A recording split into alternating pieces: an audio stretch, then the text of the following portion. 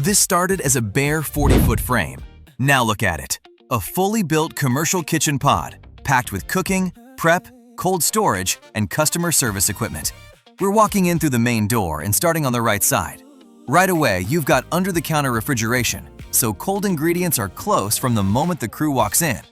Next is the work table for prep and staging.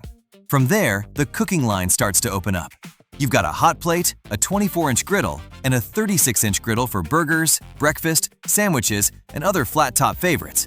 Then you hit 2 deep fryers, followed by a pressure fryer for chicken and other high-volume menu items. Above this line is a 12-foot hood with fire suppression for safety compliance.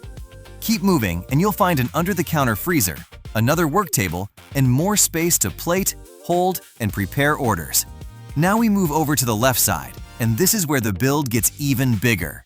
You've got a full walk-in cooler, giving the operator serious room for ingredients, drinks, and daily inventory.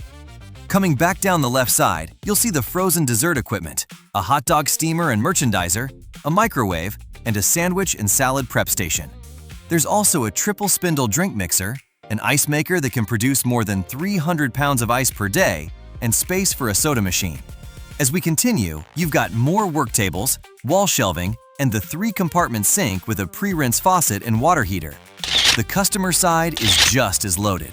This pod includes a large service window with an LED-lighted marquee, a drive-through window, another customer window, multiple TVs, speakers, cameras, exterior lighting, and RGB lights around the top.